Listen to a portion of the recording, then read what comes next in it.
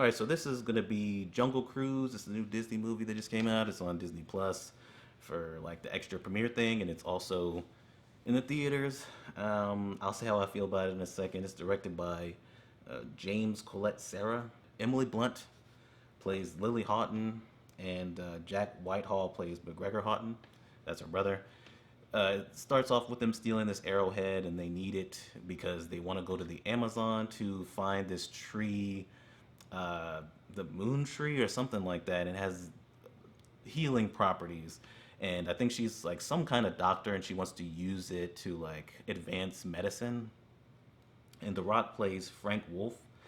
He's this guy that gives jungle cruises, well, cruises on the lake of the Amazon, and through circumstances, he owes another character money. I think that was played by Paul Giamatti. Through circumstances, he actually is going to, for money, he's actually going to help them get to that area, but he has some secrets and things to be revealed, and they get attacked by certain people. Jesse Plemons, he plays Prince Joaquin. He's also going after the tree, and so he's also chasing after them.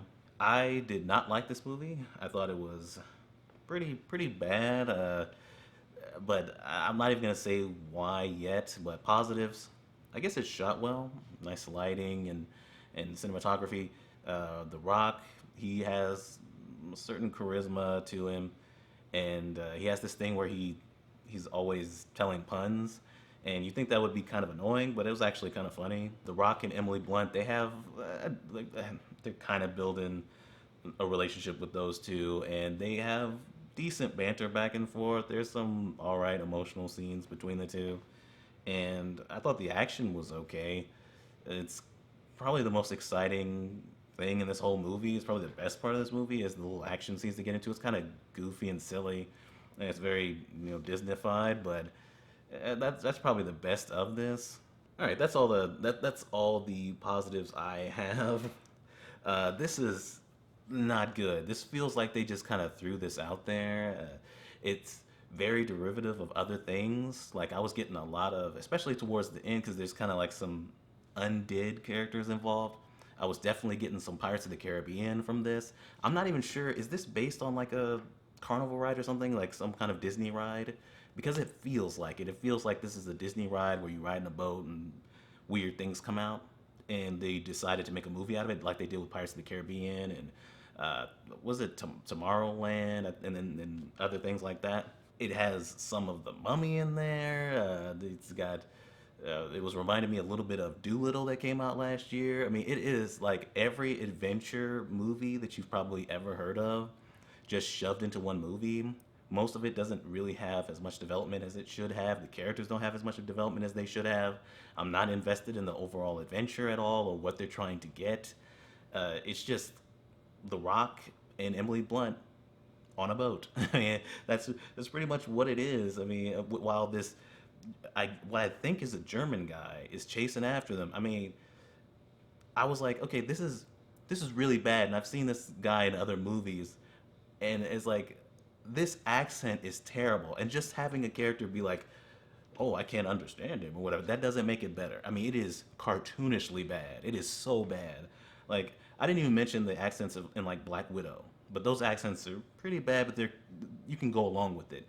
This accent from this villain in this movie, completely terrible. It is so bad. It's laughably bad. Long, painful wait to see the river again.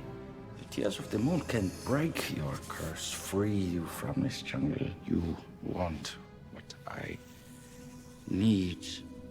The thing that I really wanted to talk about being laughable that goes along with the fake nature of this is that every animal in it, especially one animal in particular, is extremely fake. I mean, the CGI is so bad. Disney, you have all this money, you have all these resources. There is no way that you should put out a movie with CGI this bad. I don't understand. I mean, there's a bird cage. The birds look bad. You see some monkeys for a little bit because there's kind of some development kind of with Emily Blunt's character where she wants to free animals from cages. Never comes back again after that. Those monkeys, I mean, That's another thing this movie was kind of reminding me of a little bit was an Indiana Jones movie. But speaking of it, Indiana Jones, those monkeys feel like they came right into this movie from Kingdom of the Crystal Skull. I mean, they looked so fake.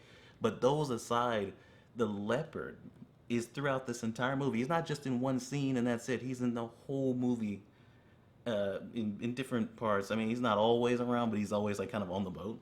And that leopard looks so bad. Like it's like you guys have no shame. All the like I said, money and resources, and this is what you give me. I mean, he's got to look better than this. I mean, it's embarrassing. It really is embarrassing. I don't understand how this even becomes a thing. It just feels like, they kind of set up certain subplots that go nowhere. They kind of set up certain development that goes nowhere. There's exposition throughout it because they could barely really develop things. There's a reveal with the Rock that's like a huge reveal, and it's like whoa, and then we just keep kind of moving after like an exposition dump about it, and it didn't really feel like it really fit with this movie, especially for it to get revealed so late in the game. But it did add a little bit more depth, I guess, to his character. But it really did feel like narratively, it didn't really need to be in this movie, and everything feels underdeveloped, but the movie is way, way, way too long for what we have here. Everything with actual substance. You could have made this movie like an hour and a half, hour 40. To be honest with you, I would probably like the movie more if it was shorter because I was watching the movie and I was like, there's no way there's an hour left. Like, I mean, it was like I cannot believe this was how stupid this fucking movie is with this villain and this CGI lion, I mean leopard, whatever the fuck it was. It was like I was like, what is this? This is just so pointless to me. I'm not gonna remember this at any time because it reminds me of so many other movies I'd rather be watching.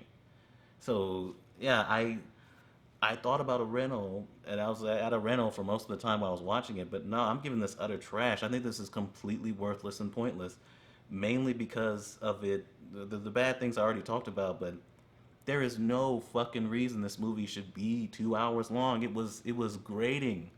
It was so annoying. I was like, man, you're not doing anything for me. You just kind of threw two stars on a boat and then just said, fuck it, whatever.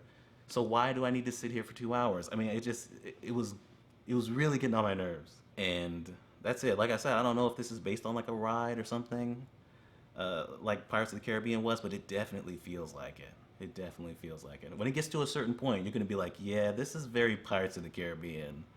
But whatever. That's Jungle Cruise, and I'm done.